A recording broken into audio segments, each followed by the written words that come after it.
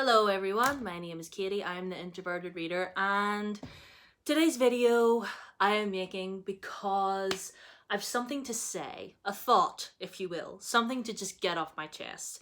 And you can probably tell from the title of this video what I'm going to talk about, but to give you some background and context as to why we are talking about this subject is because I was watching this show with some friends and it was a Chinese historical drama and everything was going grand.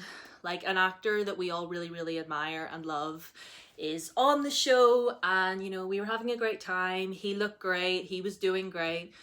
But for me, I don't know whether anybody that I was watching this with had the same issue, but there were these characters that were supposed to be the villains, right? And for me personally, I wasn't feeling the villainness, if that makes any sense. And then I started thinking to myself, wait, but like, when was the last time I watched a show that had a decent villain in it? Like, what even makes a villain anyway? And I took this to Twitter and I just sort of tweeted, I was like, in your own opinion, what makes a good villain?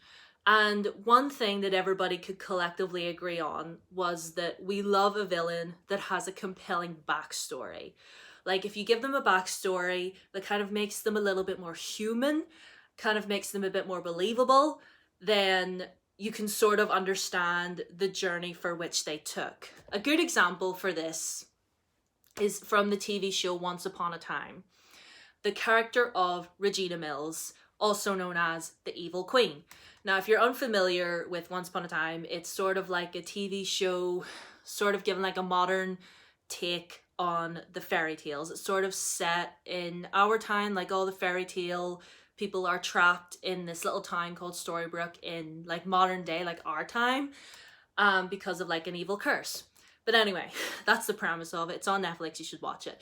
But anyway, Regina's character, like, she is shown as the evil queen in like her gorgeous elaborate costumes. Like, they gave her some of the best costumes, but then they like give you a little bit more backstory on her. They made her a bit more fleshed out, a bit more realistic, and like by the end of it, you were sort of like I look at her and I actually see a human. Like, I can actually sort of understand why she did some of the things that she did. They weren't okay, but after hearing her backstory and then seeing her human side, you're sort of like, you feel something for her. Do you know what I mean?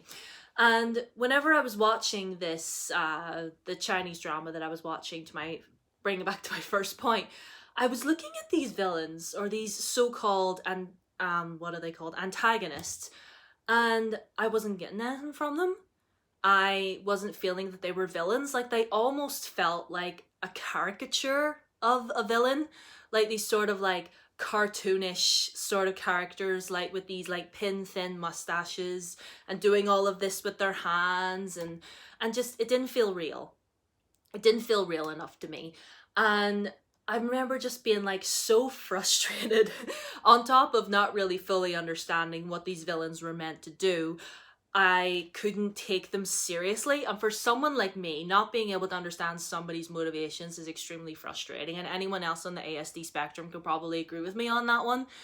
And eventually, I'm still watching the show, but I'm just skipping over all the parts with the so-called antagonists because I'm done with them. Like, it got me really thinking the other night. I was like, do you know what? I have had it up to here with TV shows and like movies and whatever, thinking that they can get away with turning villains into caricatures and just sort of making them like unbelievable, and like only making them bad and having them cause drama just for the sake of causing drama. Do you know what I mean? Like, a good example of this in a book that I read last year, I believe, yes, it was last year, American Royals by Catherine McGee. I read that book last year, and the main antagonist or villain or whatever was so, like, she was just a crazy ex-girlfriend. Like, the author made her into the stereotypical crazy ex-girlfriend who literally would have stopped at nothing to simply get her ex-boyfriend back, who, by the way, whenever I was reading the book, was not paying any attention to her whatsoever and was just not there at all. Like, he was a really flat character and all. I didn't even fully like reading from his point of view anyway. But my point being is that whenever she was caught out on the stuff that she was doing, it was literally just like a spin around and a wahaha, yes, it was me, I did it. And I'm like, are you being serious right now? Are you actually being serious right now? You're actually going to... Okay, right, okay, so, okay, right, yeah, that's great, okay, yep, crazy ex-girlfriend, yep, right, let's didn't like that book, if you, didn't catch that. But my point being is that whenever I was talking to people on Twitter about this, we all firmly agreed that we like a villain that has motivations that I can believe in. Motivations where I'm like, yes, I understand why. You're doing this because of da da da da da. You're doing this because these circumstances led you to here and then it led you to here. And you think that you have absolutely no choice whatsoever to do what you're gonna do because in your head, you believe you're doing the right thing. Whereas sometimes we're out here given villains that are just, you know, just doing what they're doing. And I'm pretty sure if any of the other characters were to ask them, why are you doing this? They would literally just shrug and be like, because I can. Like, it's just, that's not good enough. That is not good enough. That is not good enough. I need a villain with motivation. I need, like, some of my favorite characters of all time are villains. Regina Mills being one. And with the topic of Once Upon a Time, also Captain Hook and Rumpelstiltskin. Outside of Once Upon a Time, if you want to talk like superheroes, like Loki, like there's a like watching all of the Thor movies and then all the like other Marvel movies and stuff, you understand why Loki is doing what he's doing. Like, you look at his backstory and you're just like, I get it, I get you, I understand you. But like, just with a lot of times, we're just given a mustache twirling, you know, old man that, like, I'm sorry, that evil smirk you have in your face doesn't make me think you look evil. It makes me think that your catheter's on too tight. Like, it's just, I'm done with being fed this nonsense, and things need to change.